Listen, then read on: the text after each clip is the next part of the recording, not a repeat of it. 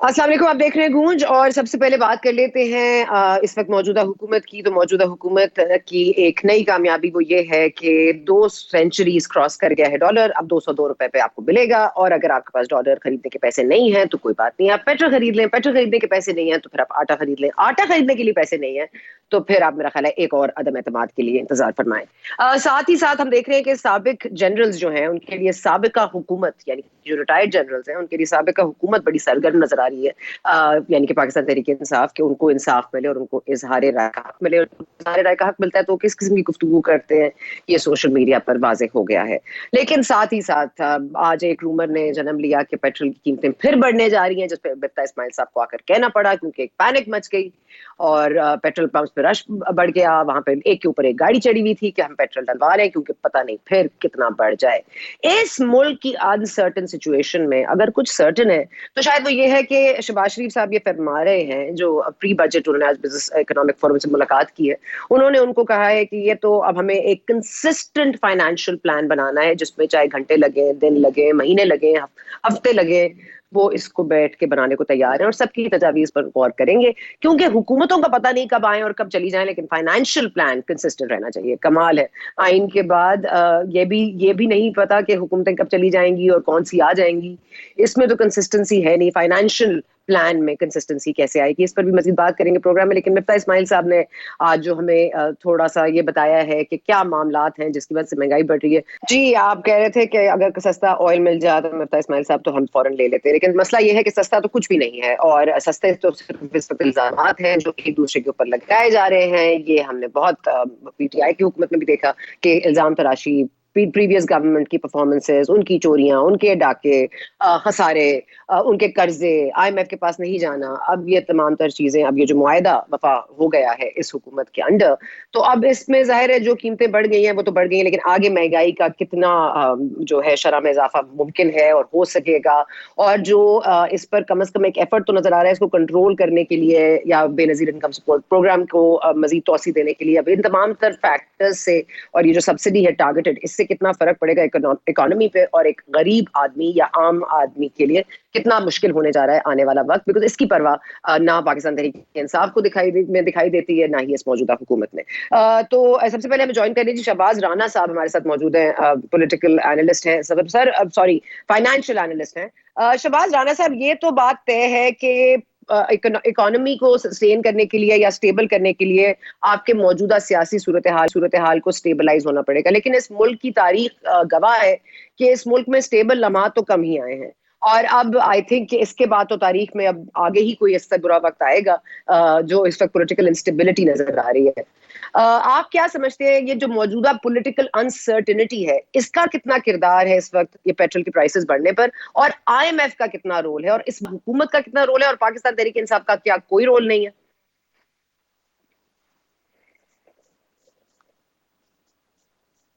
वो ऑडियो नहीं जा रही। शहबाज राणा साहब हमारे साथ मौजूद हैं। हम यही बात करेंगे कि जो महंगाई इस वक्त बढ़ रही है, बार बार इमरान खान साहब कह रहे हैं कि देखिए जी, हम तो सब कुछ सही छोड़कर गए थे, हमने तो पेट्रोल की कीमतें भी कम कर ली थी, आईएमएफ हमें कह रहा था प्राइसेस बढ़ाएं, लेकिन हम नहीं बढ़ा रहे थे, और इस मौजूदा हुकूमत ने आते ही आईएमएफ की बात पर अमल कर लिया और प्राइसेस बढ़ा दी। तो अब ये कितना कसूर उनका है और कितना कसूर इस वक्त मौजूदा हुकूमत का है? शहबाज शरीफ साहब आज फिर बात कर रहे हैं कि एक मीसाक मईशत होना चाहिए, जिस पर तमाम जो स्टेक होल्डर्स हैं उस पर बैठ के बात करें, उसको एक फाइनलाइज करें, जी जी, मुझे उसमें कंसिस्टेंट हो, और हुकूमतें आए या ना आए, एक कंसिस्टेंसी इकोनॉमिक प्लान में जरूर दिखाई दे। शहबाज राना साहब, आप मुझे सुन सकते हैं? जी, मुझे आपकी आवाज़ आ रही है। जी, राना साहब, मेरा सवाल यही था कि इस वक्त जो मौजूदा सूरत हाल है, अब इसमें ये नहीं पता चल रहा कि इसका इल्जाम किस पर धरिए, क्योंकि वो कहते हैं जी इकोनॉमिक स्टेबिलिटी का दारोमदार जो है पॉलिटिकल स्टेबिलिटी पे है, और 75 साल से हमने पॉलिटिकल स्टेबिलिटी के लम्हात तो इस मुल्क में कम ही देखे हैं। तारीख गवाह है कि बहुत ही कम लम्हात आए होंगे ऐसे, लेकिन फिर कहीं ना कहीं कोई ना कोई रूम था। अब तो लगता है जैसे अब पीछे कुआं है, आगे खाई है, समझ नहीं आ रहा किधर जाइए। और पाकिस्तान तहरीक इंसाफ कहती है जी इन्होंने बढ़ा दी, हम तो आईएमएफ को मना कर रहे थे, हमें प्रेशर डाल रहे थे, प्राइसेस बढ़ाने का हम नहीं बढ़ा रहे थे, इन्होंने आते ही बढ़ा दिए। अब ये किसका कसूर है? मौजूदा पॉलिटिकल सिचुएशन का कसूर है, अदम एतमाद का कसूर है, पाकिस्तान तहरीक इंसाफ का कसूर है, इस मौजूदा हुकूमत की नाअहली का कसूर है? कसूर किसका है? जी बिस्मिल्लाहिर्रहमानिर्रहीम। देखें, इस वक्त जो भी कीमतें बढ़ रही हैं पाकिस्तान में एनर्जी प्रोडक्ट्स की, बिजली की और गैस की, ये प्राइमरीली जो पॉलिसीज़ थी पीटीआई की हुकूमत की, उसकी वजह से बढ़ रही हैं। या उन्होंने जो इसका मुआहिदा किया था वो इंटरनेशनल मॉनेटरी फ़ंड के साथ, और मुआहिदा करने के बाद उसकी उन्होंने इम्प्लीमेंटेशन नहीं की। तो आज जैसे मिफ्ता इस्माइल भी बात कर रहे थे, मरियम औरंगज़ेब ने भी बात की, जो इंफॉर्मेशन के मिनिस्टर हैं, कि आईएमएफ के लिए ये नहीं उसके लिए इम्पोर्टेंट कि ये पीटीआई की हुकूमत है, ये इत्तेहादी जमातों की हुकूमत है। आईएमएफ इसको गवर्नमेंट ऑफ पाकिस्तान देखता है। तो हमारी हुकूमतों ने जो आईएमएफ के साथ मुआहिदे किए हैं उसकी ये इम्प्लीमेंटेशन हो रही है और इनको करनी पड़ेगी। और जैसा कि आज मिफ्ता इस्माइल ने ख़ुद बोला कि इनका जो अगले माली साल की पाकिस्तान को जो गैर मुल्की कर्जे चाहिए वो $41 बिलियन, 41 अरब डॉलर के हमें गैर मुल्की कर्जे चाहिए अगले साल, जिसमें हमें 21 अरब डॉलर इसलिए चाहिए कि हमने जो पुराने कर्जे हैं वो वापस करने हैं, और 12 अरब डॉलर हमें इसलिए चाहिए कि हमारा जो करंट अकाउंट का खसारा अगले साल होगा वो, और फिर जो अभी हमारे गैर मुल्की ज़र मुबादला के ज़खायर तकरीबन 10 अरब डॉलर से भी कम है, इनको बढ़ाकर 18 अरब डॉलर करना है। तो 8 अरब डॉलर उसके लिए चाहिए। तो जब कोई भी दुनिया की आपका कोई कंट्री जो है आपको फ़ॉरेन या कोई इंटरनेशनल फाइनेंशियल इंस्टीट्यूशन आपको जब इतने बड़े कर्जे देगा तो उसके लिए फिर उसको गारंटीज़ चाहिए। ये ऐसे ही है जब आप अपने बैंक के पास जाते हैं गाड़ी लेने के लिए किस्तों के ऊपर, तो वो गाड़ी ही आपको प्लेज करना पड़ जाती है। तो हम इस सूरत हाल में, और मेरा ख्याल हमारी जो सियासी जमातें हैं वो अभी तक ब्लेम गेम से बाहर नहीं निकली। इसमें कोई शक वाली बात नहीं है कि आज की पाकिस्तान के जो माली हालात हैं ये सरासर पीटीआई की पॉलिसीज़ की वजह से हैं। और बट इसका ये मतलब हरगिज़ नहीं है कि हम इसके ऊपर काम नहीं करेंगे। पीएमएलएन का इस हद तक आप उनको कसूरवार ठहरा सकते हैं कि उन्होंने जो फैसले करने में थोड़ी सी ताख़ीर की, तो वो आप उनको थोड़ा सा मार्जिन इसलिए दे सकते हैं कि इत्तेहादी जमातों की हुकूमत थी, उनको टाइम लगा चीज़ों को समझने में। और दूसरा फिर जो कुछ बीच में एक दो मूव्स जो सुप्रीम कोर्ट ऑफ पाकिस्तान वाली, कुछ साबिक जो इकनॉमिक पॉलिसी मेकर्स थे उनको बुलाकर कुछ मीटिंग्स की गई, तो उससे भी कन्फ्यूजिंग सिग्नल्स गए। आल्दो क्या वो लगता ये है कि उसके ऊपर कुछ क्लैरिटी आ गई है, और उस क्लैरिटी के आने के बाद ही जो मौजूदा हुकूमत है उसने ये फ़ैसले किए, जिसको मुश्किल फ़ैसले कहा जाता है। लेकिन जितने भी ये मुश्किल फ़ैसले हों ये उस हद तक मुश्किल फ़ैसले नहीं है जो भी हमने मज़ीद करने हैं। आज आपने देखा कि वज़ीर-ए-आज़म साहब ने जो तमाम पाकिस्तान के बड़े जो बिजनेसमैन थे और जो लीडरान थे मुख्तलिफ एसोसिएशन के, चैम्बर्स के, उनको उन्होंने प्राइम मिनिस्टर ऑफिस में बुलाया और उनके साथ वो घंटों की उनकी मीटिंग हुई, अभी भी चल रही है। तो ये जो मकसद तो एक ठीक है, उनको आपने सुन लिया, उनके जो तजावीज़ थी जो वो हम सबको पता है बाय एंड लार्ज वो वही तजावीज़ हैं, और इसके जो हल थे जो आपने स्पीचेस भी सुनी उसमें वो हल भी वही हैं जो हम सबको पता है। The real question is the implementation. जो मुश्किल फ़ैसला अब मैं जो देख रहा हूँ एज ए जर्नलिस्ट, वो ये है कि अब आपने तेल की कीमतें तो बढ़ा दी, बिजली की तो बढ़ा दी, अब आपने ये जो मराद याफ्ता तबका है पाकिस्तान का, जो तमाम का तमाम आज वज़ीर-ए-आज़म के सामने बैठा हुआ था, इसको जो आपने टैक्स की मराद दी हैं, इसको जो आपने सब्सिडीज़ दी हैं, ये वापस लेना है। ये वो मुश्किल फ़ैसले अगर वो होंगे तो ठीक, अगर नहीं होंगे तो फिर यहाँ से हम पीएमएलएन को कसूरवार ठहराएंगे। ठीक है, राना साहब हमारे साथ रहिएगा। मजहर अब्बास साहब ने ज्वाइन किया है, किसी भी तारीफ के मुताबिक नहीं थे। बहुत शुक्रिया मजहर अब्बास साहब। एक दफा का जिक्र है मजहर अब्बास साहब की, एक मीसाक जमहूरियत बना था, वो इम्प्लीमेंट नहीं हुआ, तो आज मीसाक मईशत की बात कर रहे हैं और कह रहे हैं जी कंसिस्टेंसी होनी चाहिए इकोनॉमिक प्लान्स में, और कोई भी हुकूमत आए जाए, वक्त से पहले वक्त के बाद, लेकिन इकोनॉमिक जो कंसिस्टेंसी है वो जारी रहनी चाहिए। अब आपको क्या लगता है ये मीसाक जमहूरियत का जो हमने अंजाम देखा है वो मीसाक मईशत, अभी going after the wrong light, अब कोई गलत तरफ फिर से चल पड़े हैं, और ये जो मुश्किल फैसले करने हैं ये मजीद कितने मुश्किल पड़ेंगे अवाम के लिए? शुक्रिया सना। देखिए, आप अभी शहबाज भी जो बात कह रहे थे, देखिए जो शहबाज शरीफ साहब ने अभी तकरीर की उसमें एक उन्होंने बात की कि पॉलिटिकल इकोनॉमिक स्टेबिलिटी के लिए पॉलिटिकल स्टेबिलिटी बहुत जरूरी है। सवाल ये है कि जब आप वोट ऑफ नो कॉन्फिडेंस लेके आए तो ये क्या आपके जहन में नहीं था कि इससे पॉलिटिकल इंस्टेबिलिटी आएगी, और एक ऐसे वक्त में आप लेकर आए जब ऑलरेडी इकोनॉमिक सिचुएशन बहुत अच्छी नहीं थी, तो इसमें इजाफा ही हुआ ना। आप 8 मार्च के बाद की सूरत हाल देख लें तो पॉलिटिकल इंस्टेबिलिटी भी बढ़ी और इकोनॉमिक इंस्टेबिलिटी भी बढ़ी। तो जब आप ये आज खड़े होके मीसाक मईशत की बात करते हैं तो पहले तो सवाल ये है कि उस जिम्मेदारी को तो कबूल करें कि वो एक गलत फैसला था। इसलिए कि उसके बगैर आप कैसे आगे बढ़ेंगे। जाहिर है एक बड़ी जमात है जिसको आपने वोटेड आउट किया है through vote of no confidence, वो क्यों आपके साथ खड़ी रहेगी?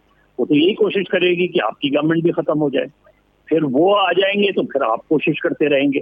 तो जब तक एक smooth political transfer of power और ट्रांजिशन नहीं होगी, इकोनॉमिक अनसर्टेनिटी बढ़ती रहेगी और आप फैसले नहीं कर पाएंगे और बाहर के लोग यही कंफ्यूज रहेंगे। देखिए, दो मामले में पाकिस्तान हमेशा अनफॉर्चुनेट रहा है।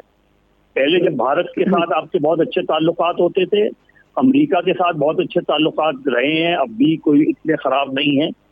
वो दोनों तरफ अगर आप जाएं तो उनके जो पॉलिसी मेकर्स हैं वो एक ही क्वेश्चन करते हैं कि बात किससे करनी है। यानी जब भारत के साथ आपके ताल्लुकात बेहतर थे तो वो कहते जी बात किससे करें, हम एस्टैब्लिशमेंट से बात करें कि हुकूमत से बात करें। तो आपकी गवर्नमेंट हमेशा बहुत कमजोर रही है, सिविलियन गवर्नमेंट। अब 2008 के बाद हमें ये लगा कि चले दो transfer of peaceful transfer of power हुए, ठीक है, प्राइम मिनिस्टर नहीं रहे लेकिन पार्टीज रहे, लेकिन हम 2022 में आके फंस गए। फिर जिस मीसाक जमहूरियत की आप बात करिए, मीसाक जमहूरियत साइन के बाद मेरे नुक्ते नजर से बहुत अच्छी डॉक्यूमेंट थी अगर उसको उस पर सही मानों में एग्जीक्यूशन होता, लेकिन जिन्होंने साइन किए उन्होंने ही उसको वायलेट करना शुरू कर दिया।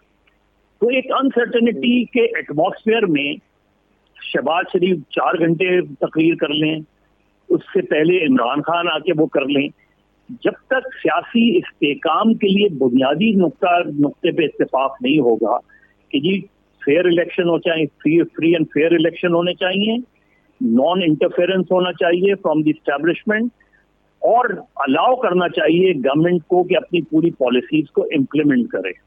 और फिर जब 5वें साल इलेक्शन हो तो आप जाएं उसकी पॉलिसीज को आपको क्या लगता है इस वक्त किसकी स्ट्रगल, मजहर साहब, इस वक्त किसकी स्ट्रगल आपको ज्यादा कामयाब या मौसर नजर आती है? हम ये बात करें कि फ्री एंड फेयर इलेक्शंस की तरफ अगर जाना है तो किसकी अप्रोच या किसी इम्प्लीमेंटेशन को हम सही माने, इमरान खान साहब की या मौजूदा हुकूमत की? देखिए सना, दो चीजें देखिए, जब 18वीं तरमीम हुई या उस वक्त सदर जरदारी ने अपनी जो प्रेसिडेंशियल पावर थी वो जो पार्लियामेंट को दे दी, उसके बाद आप देखिए जो भी फोरम्स थे उसमें ये इत्तेफाक राय था कि गवर्नमेंट और ऑपोजिशन मिलके लेकर आएगी, यानी इलेक्शन कमीशन हो जाए, चेयरमैन नैब हो जाए, चीफ इलेक्शन कमिश्नर हो जाए, पब्लिक अकाउंट्स कमेटी हो जाए। तो ये एक एग्रीमेंट था ना। अब आप वो जिम्मेदारी ले लेते, इसी इलेक्शन कमीशन को जिसपे आज इमरान खान तनकीद कर रहे हैं वही लेकर आए थे, ऑपोजिशन के साथ मिलके लेकर आए थे। उससे पहले जो चेयरमैन नैब अभी गए हैं जावेद इकबाल साहब, इनको कौन लेकर आया था? पीएमएलएन और वो पीटीआई मिलके लेकर आई थी, पीपल्स पार्टी और पीएमएलएन मिलके लेकर आई थी। तो जब वो आ जाते हैं पोजीशंस पे तो हम उनसे फिर इख्तलाफ करना शुरू करते हैं। इख्तलाफ में कोई बात नहीं है, लेकिन फिर हम उनको ब्रैकेट कर देते हैं किसी और के साथ। तो मेरा ख्याल है पॉलिटिकल पार्टीज में क्लैरिटी नहीं है। जब लाते हैं तो वो ये देख कर लाते हैं कि यार ये मेरे इंटरेस्ट को किस हद तक सर्व करेगा। अब ये पूरी चीज देखें, जैसे जबाद अभी बात कर रहे थे, मैं अभी थोड़ी देर पहले एक आप जानती होंगी डॉक्टर अमजद साकिब की किताब की लॉन्च थी, जिन्होंने अखुवत वाले थे।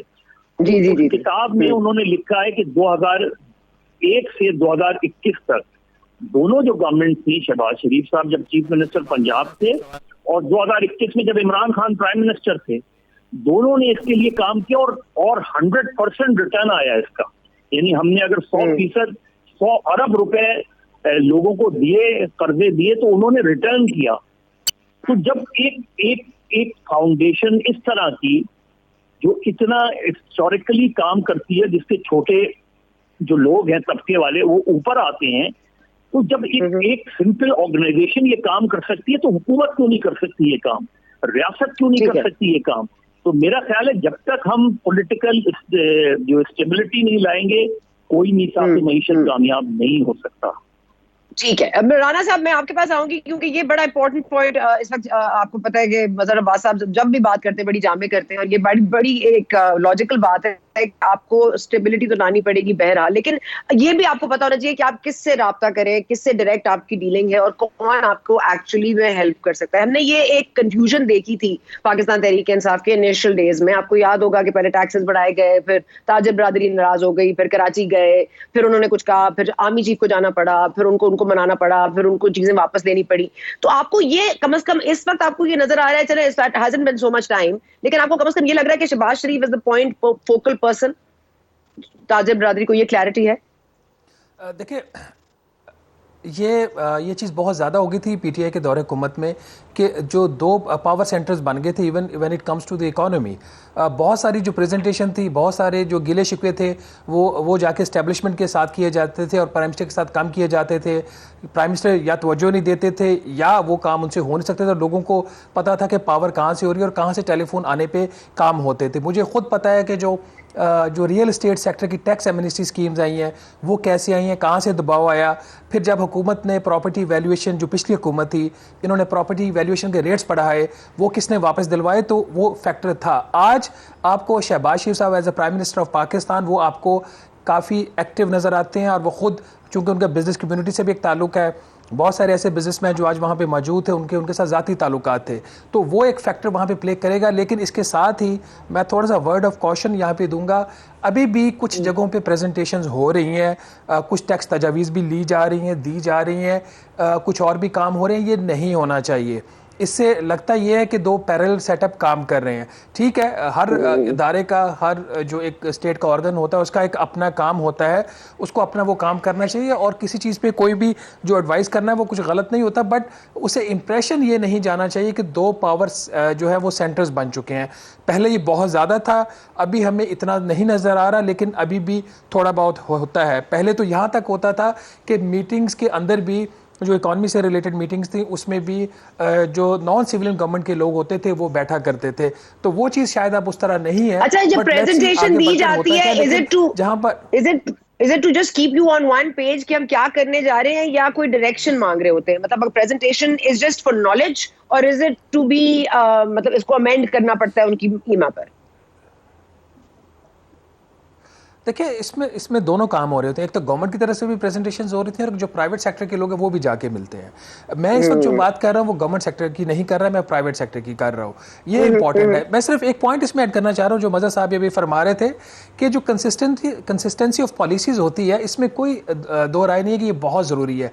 अगर आप पाकिस्तान की इकॉनमी की हिस्ट्री उठा के देखें 1988 ऑनवर्ड्स, जहाँ से आपका डेमोक्रेटिक सफ़र भी शुरू होता है और जिसके साथ ही बहुत ज़्यादा हमारे IMF के प्रोग्राम्स भी स्टार्ट हो गए, तो जो हमारी ओवरऑल पॉलिसीज़ थी, जो एंड ऑब्जेक्टिव्स थे, चाहे वो प्राइवेटाइजेशन हो, डीरेगुलेशन हो, बजट की कंसोलिडेशन हो, आपने अपने दूसरे जो इंपोर्ट्स रिस्ट्रिक्शंस को कम करना, वो पॉलिसीज़ बाय एंड लार्ज एक ही जगह से डिक्टेट होती रही हैं, वो या वर्ल्ड बैंक से या IMF से। लेकिन अनफॉर्चुनेट इसके अंदर पार्ट ये होता रहा कि जो हुकूमत वो IMF का प्रोग्राम इंप्लीमेंट करती थी वही इसको रिवर्स कर देती थी। जैसे PMLN ने पहले 3 साल इकोनॉमिक स्टेबिलिटी उन्होंने अचीव की और इलेक्शन से 1 साल पहले जो अपना ही किया हुआ काम था वो रिवर्स करके चले गए। PTI का भी देखें, PTI के जो पहले 1 साल उनका बहुत मुश्किल था, फिर IMF का प्रोग्राम है, फिर वो थोड़ी सी स्टेबिलिटी लेके आए, लेकिन जाते जाते हर चीज़ को खुद रिवर्स कर गए।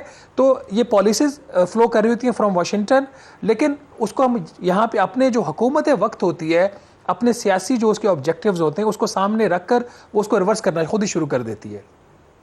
ठीक है राना साहब, बहुत शुक्रिया आपने ज्वाइन किया। वज़ीर साहब, अब वक्फा लेने जा रही हूँ, लेकिन ये पॉइंट आपके पास छोड़ती जा रही हूँ। Will return to this after the break, क्योंकि हमें ये बात जरूरी है कि ये जो पैरेलल सेटअप्स हो जाते हैं, ये जो 2 पैरेलल सेटअप्स की बात हो रहे हैं, ये वही बात है जो हम भी कर रहे हैं, आप भी कर रहे हैं। लेकिन जाहिर है कि बुनियादी तौर पर जो जिसको करेक्ट होना है और जिसने करेक्ट करना है, अगर वो भी घुटने टेक दे और कह दी कंसिस्टेंसी सिर्फ मईशत में आ सकती है, जमहूरियत में नहीं आ सकती, तो फिर क्या कीजिए? वक्फे के बाद जी।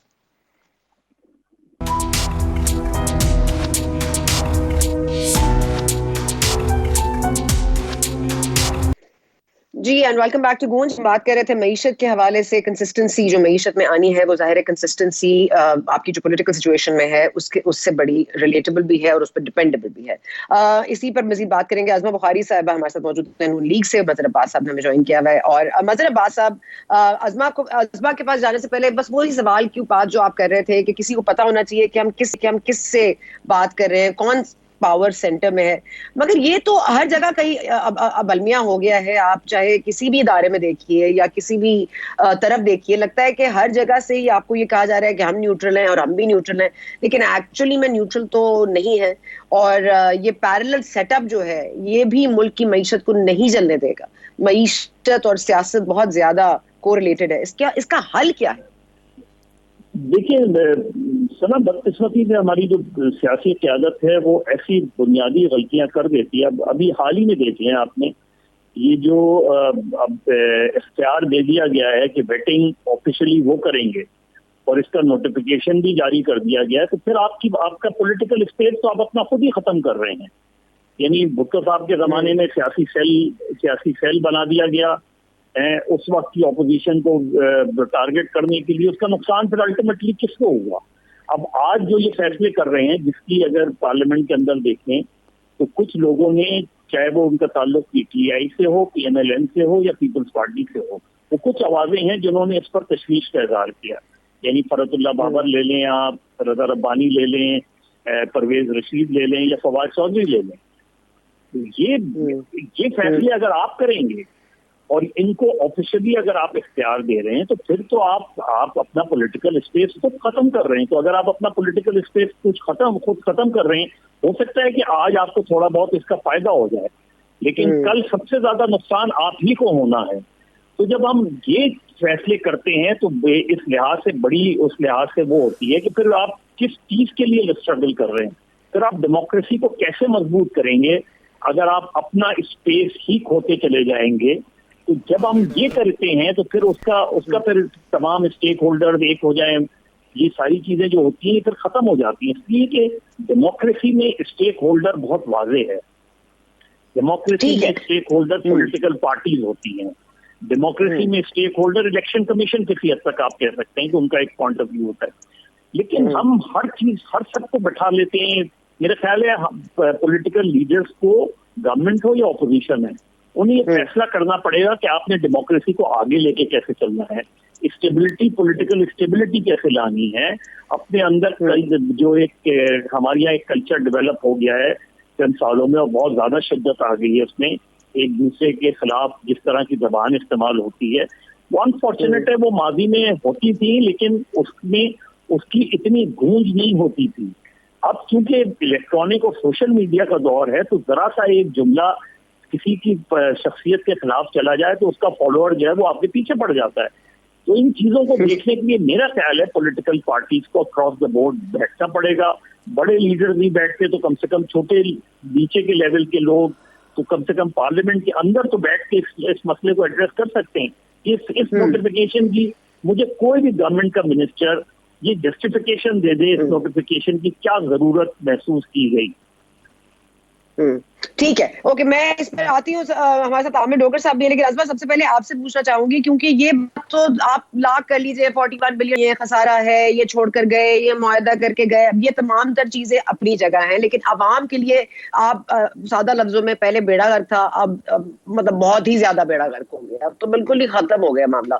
तो अब आपकी उनकी नजर में पॉलिटिकल स्टेबिलिटी या इंस्टेबिलिटी तो नहीं है, उनको लिए तो महंगाई है, लेकिन अब जो मईशत के ऊपर इतना फोकस हम कर रहे हैं और जो इकोनॉमिक ब्रेकडाउन देख रहे हैं वो जाहिर है हमारी तसलसल से गलतियां करने पर है, क्योंकि हम पॉलिटिकल स्टेबिलिटी को नहीं कायम रखते और हम घुटने टेक देते हैं।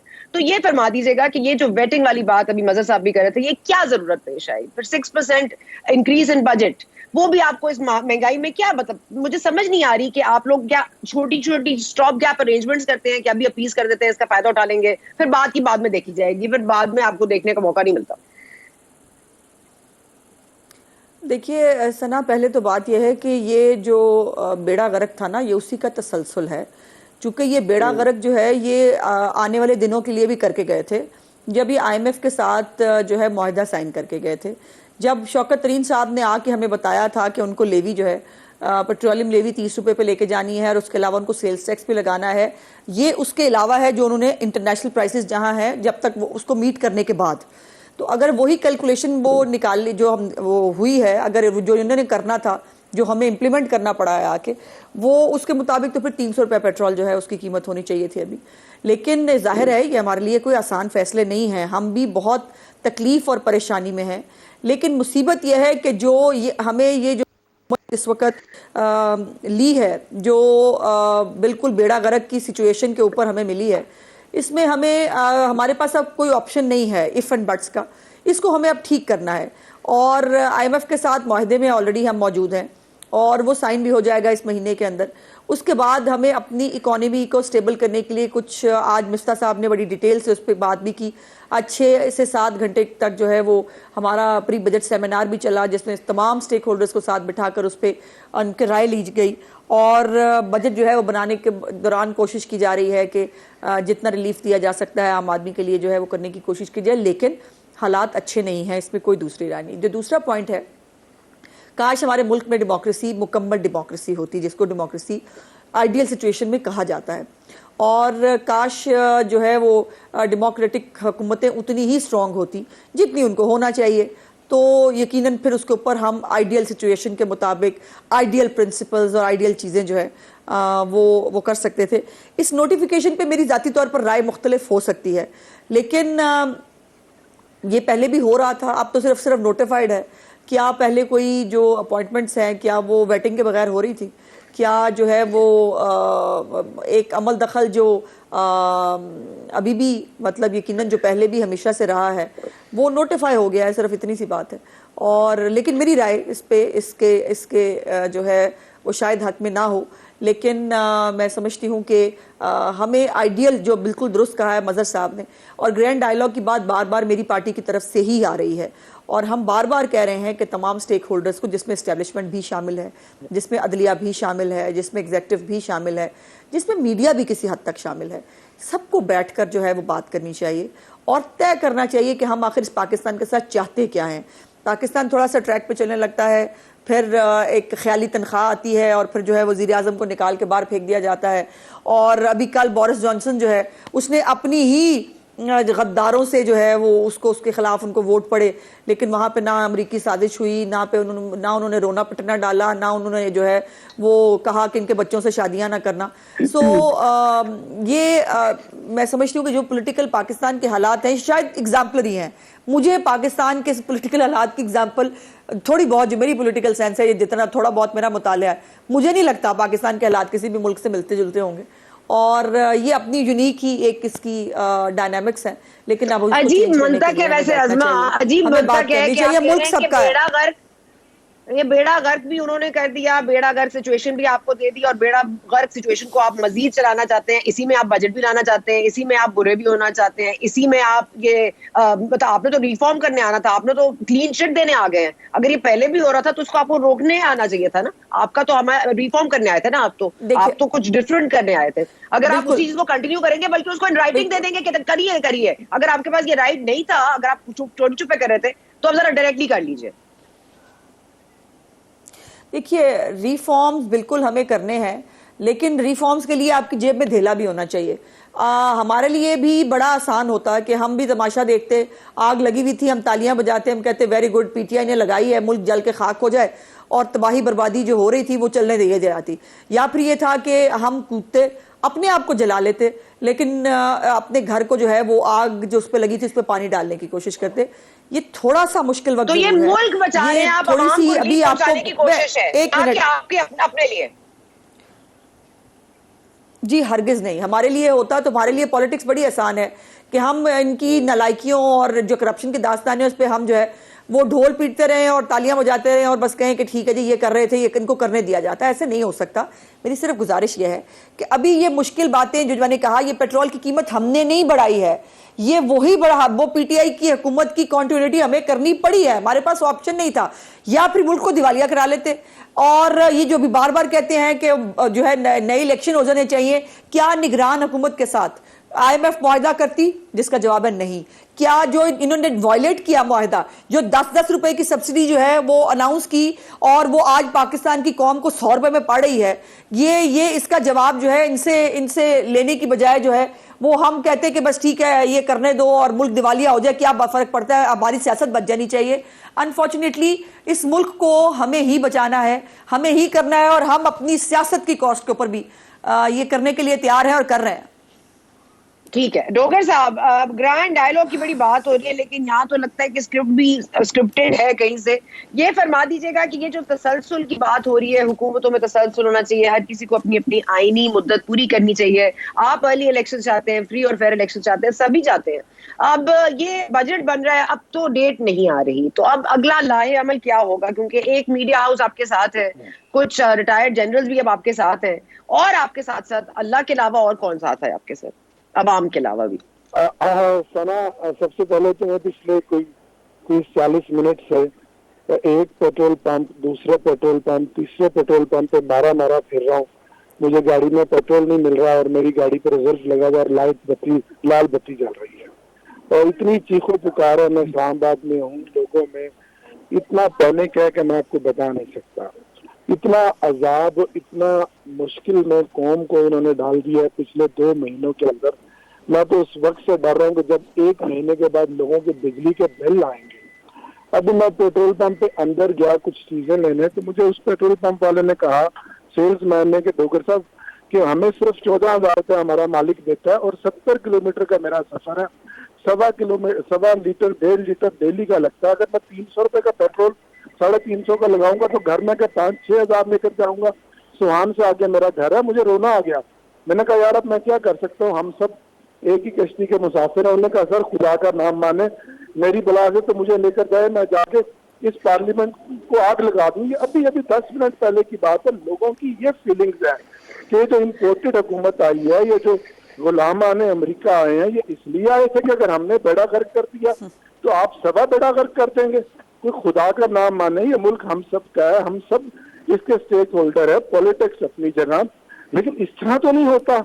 हम पर भी दबाव था IMF का, वर्ल्ड बैंक का था। हमें भी कह रहे थे कि अब पेट्रोल की कीमतें बढ़ाएं। हमने तो जून तक उनको बल्कि 10-10 रुपया कम किया, 5 रुपए पर बिजली यूनिट कम की। हम भी तो चला रहे थे ना। कौन सा अमेरिका या वर्ल्ड बैंक ने आके यहाँ कोई हमारे ऊपर खुदा ना खासा कोई हमें फांसी चढ़ा देनी थी।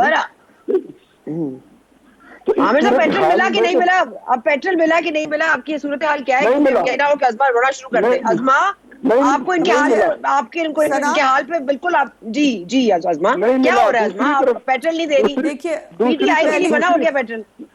दूसरी तरफ ये है जी, देखिए कि गुड्स एक मिनट अजमा लेट मी फिनिश। हाँ जी, क्योंकि डीजल जो है वो महंगा हो गया, काश्त आपकी हो नहीं रही, इतनी हीट वेव आई हुई है, बारिशें हुई नहीं। मुझे तो आइंदा जो आगे जो फसल जो अभी भी काश्त की जा रही है, आपका भी एक फैमिली एग्रीकल्चर बैकग्राउंड से बड़ा ताल्लुक है, मुझे तो आगे एक बहुत बड़ा बुरहान आपकी एग्रीकल्चर का नजर आ रहा है। चलो बाकी तो क्राइसिस हैं सो है, तो ये नहुसत और ये जब आप जाहिर है खुदारी अपनी बेच देते हैं और मुल्क को बेच देते हैं, तो फिर ये नहुसतें तो आती हैं कि बिलावल साहब मजे कर रहे हैं और बाकी इत्तेहादी मजे कर रहे हैं, लल्ले तलल्ले हैं, घूम रहे हैं, फिर रहे हैं, अपने प्रोटोकॉल एंजॉय कर रहे हैं।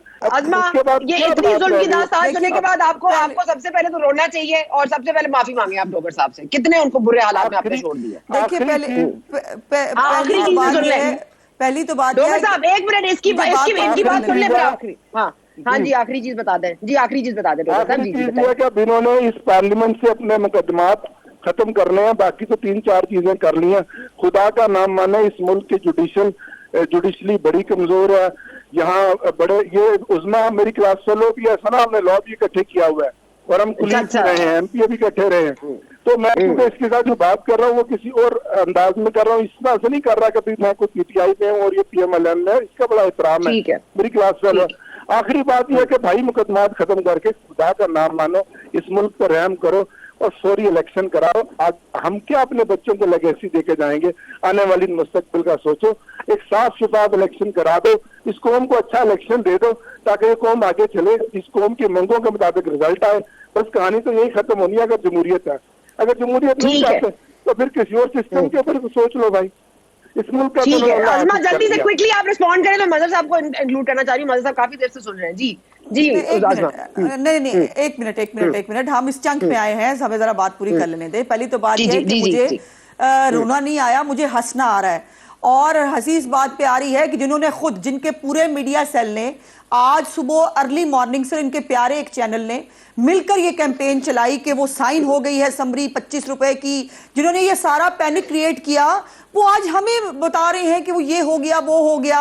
और इनके अपने जो प्यारे पेड जो इनके सहाफ़ी हैं, उनके अभी जरा ट्विटर अकाउंट्स देख लीजिए, उसके ऊपर सुबह से वो कैंपेन कर रहे हैं कि 25 रुपए की समरी तैयार हो गई है। ये पैनिक खुद क्रिएट कराया, जिनके अपने दौर में जिन्होंने डॉलर की प्राइस जो है वो जो है वो 115 रुपए से जो 180-85 पे ले गए, और जिन्होंने खुद IMF के वो साइन किए, वो हमें बता रहे हैं, वो आज हमारे सामने रो रहे हैं। जब लोग खुदकुशियां कर रहे थे इनके दौर में, तब इनको याद नहीं आ रहा था जिन्होंने पार्लियामेंट गिरवी दी हुई थी, आज उनको पार्लियामेंट की सुप्रीमेसी का बड़ा ख्याल आ रहा है। और जो आज भी तनख्वाहें ले रहे हैं पार्लियामेंट हाउस से जो है वो रिजाइन करने के बाद, जो आज भी सरकारी गाड़ियां रख के बैठे हैं, जो आज भी 1 मिनट सरकारी घर रख के, आमिर ऐसे नहीं, आमिर ऐसे नहीं चलेगा, ऐसे नहीं। मैंने आपका पूरा भाषण सुना है, तुम्हारा हर रोज सुनते हैं, हमें तो आज मौका मिला तुम्हें सुनाने का। आपको आपके कायद ने कि इलेक्शन साफ नहीं होना, इलेक्शन को जो है वो चोरी कर लिया जाएगा, वो पहले रो रहा है। उसने तो पहले वो कायदे इनकलाब को बाहर निकालो। आज भी बनी गाला में खड़ा होकर तकरीरें कर रहा है, इतनी सी बात थी। अभी राना सनाउल्लाह का नाम लेते हैं तुम लोग कांपने लग जाते हो। तो ये कायदे इनकलाब जो है ना, ये बातें हमें वो बात बताएं। और ये जो आटे और टमाटर की जो है प्राइस पता करने नहीं आए थे, जो सिर्फ कॉम बनाने आए थे, जिनको आटा चोरी हो गया पता नहीं चला, जिन्होंने डकैतियां मारी LNG के ऊपर पता नहीं चला, जिन्होंने अपने साथ बिठाए वजीरों के साथ चीनी पर डकैतियां मारी, वो आज उनको गुर्बत पे रोना आ रहा है। और मुझे आपका ड्रामा देख के रोना आ रहा है कि क्या ड्रामेबाजी है, ये क्या तमाशा शुरू किया हुआ है। इन सारे मसाइल की जड़ तुम लोग खुद हो, ये फसाद की जड़ तुम लोग खुद हो, इस मुल्क को यहां पहुंचाने वाले तुम लोग खुद हो। और अब वो अमेरिका का ट्रंप कार्ड लेके आ गए हो, तो वो जो अमेरिकी अलहान उमर आई थी, वो उसको खाना काहे के लिए खिला रहे थे, उस पर बाइडेन की शिकायत की थी। अमेरिकियों के खिलाफ नारे ना लगाना लॉन्ग मार्च के अंदर। यार ये क्या है, ये क्या ड्रामेबाजी है, ये क्या तमाशा है। अच्छा मैं एक मिनट अच्छा एक मिनट, आप लोगों को किसी का भी मसला नहीं है, बिकॉज तबाही करके गए हुए हो।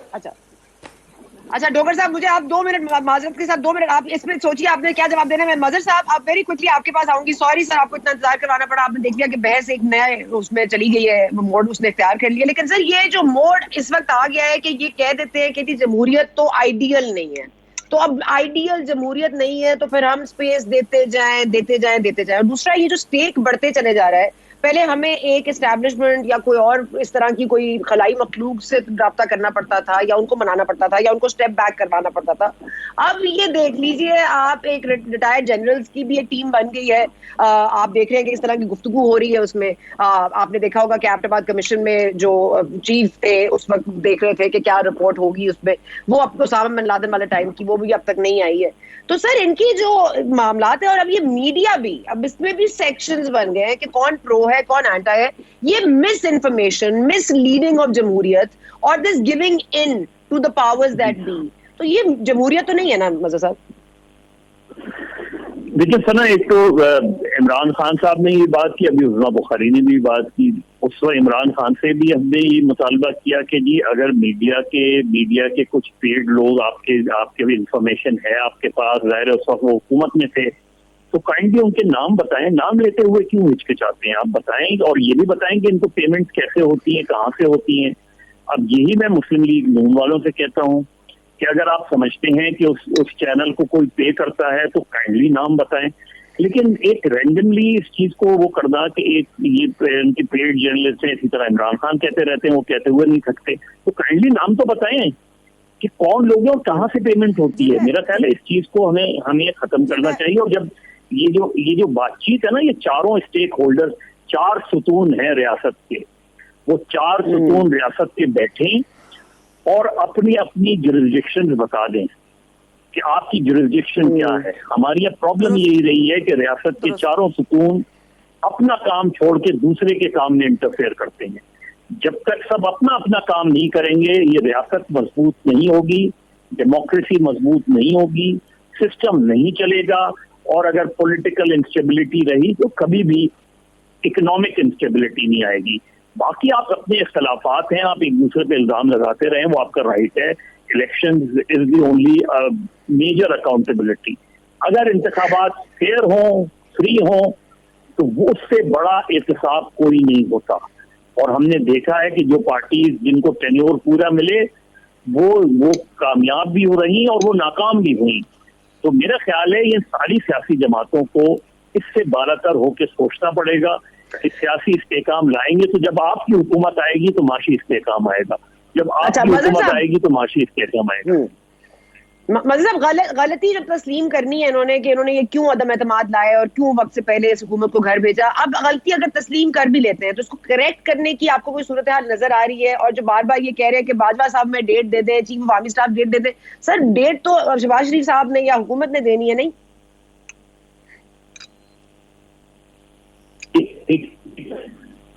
सना उससे भी बात हो सकती है। देखिए इलेक्शन, आप वो इमरान खान इलेक्शन की डेट मांग रहे हैं ना, तो इमरान खान साहब से प्राइम मिनिस्टर दावत दें, उनसे कहें आए इलेक्शन पे डिस्कशन करते हैं। पीएनए की मूवमेंट में क्या हुआ था? पीएनए की मूवमेंट में तो लोग मर चुके थे ना, मतलब कई 100 लोग मर गए थे, उसके बावजूद भी बैठे ना, बैठकर ये तय किया ना कि इलेक्शन करने हैं, बैठकर ये तय किया कि इलेक्शन का फॉर्मूला क्या होगा। तो आप एक्सट्रीम पोजीशन पे रहते हुए भी मुज़ाकरात कर सकते हैं, ये मानते हुए भी कि अगर आप किसी को इम्पोर्टेड कहते हैं, किसी को आप सिलेक्टेड कहते हैं, किसी को कोई चोर डाकू कहते हैं, उन सब के दरमियान बैठकर भी मुज़ाकरात हो सकते हैं। आप तय तो, क्योंकि आपका अल्टीमेट गोल तो इन दोनों का और सबका यही है ना कि फ्री एंड फेयर इलेक्शन हो। तो फ्री एंड फेयर इलेक्शन पर बैठकर बातचीत करें, कब हो उस पर भी बातचीत हो सकती है। एक फरीक कहेगा बातचीत से मामले हल होते हैं, तो यहाँ तक कैसे पहुंचते हैं? मदद साहब, thank you so much for your time. मदद साहब आपका बहुत वक्त दिया, बहुत शुक्रिया। अज़मा और डोगर साहब की जंग जारी रहेगी के बाद।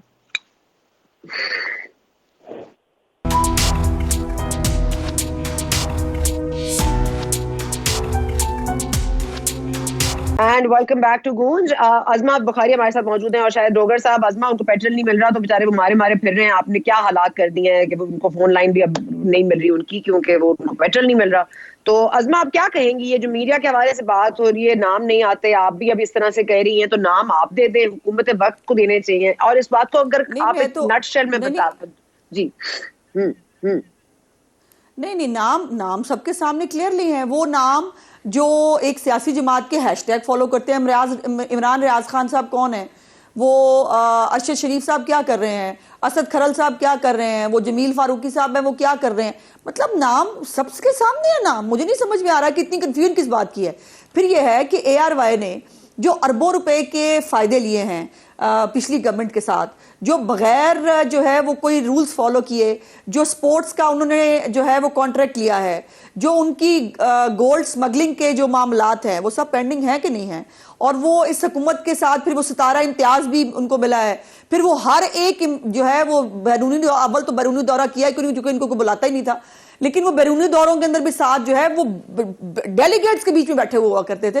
अभी मुझे नहीं समझ में आ रहा इतनी मासूमियत से मदर साहब ने कैसे कह दिया कि उनको पता ही नहीं है कि कौन है। अच्छा, मैं चैनल की नाम लेने के पूरा ग्रुप है, लेकिन एक और चैनल आपके लिए टिल्टेड है ना। एक ग्रुप तो आपको भी वो लिस्ट बता देंगे कि ये इनको भी ले लें, इनको भी ले लें, मुझको भी ले लेंगे, हम तो लिफाफे लेते हैं, ये इल्जाम हम पे भी लगता है। तो कहने का मकसद ये है कि ये इल्जामात है ना। एक मिनट मुझे ये बताइए, नहीं एक मिनट ये बताइए कि कोई ग्रुप जिसको आप कहना चाह रही हैं, ये जो भी आपके दिमाग में है, उसमें से किसके उनके साथियों ने जो वहां काम कर रहे हैं उन्होंने कोई हैशटैग हमारे फॉलो किए हैं, वो हमारे लिए कोई कैंपेन कर रहे हैं, वो जो है वो बाकायदा तौर पर हमारे जलसों में किसी में आपको नजर आए हुए हों, उन्होंने जो हमारी गवर्नमेंट से कोई अनड्यू फायदा लिया हो, उन्होंने कोई हमसे कॉन्ट्रैक्ट लिए हुए हैं। मतलब ऐसे नहीं होता। एप्पल एंड ऑरेंजेस को आप एक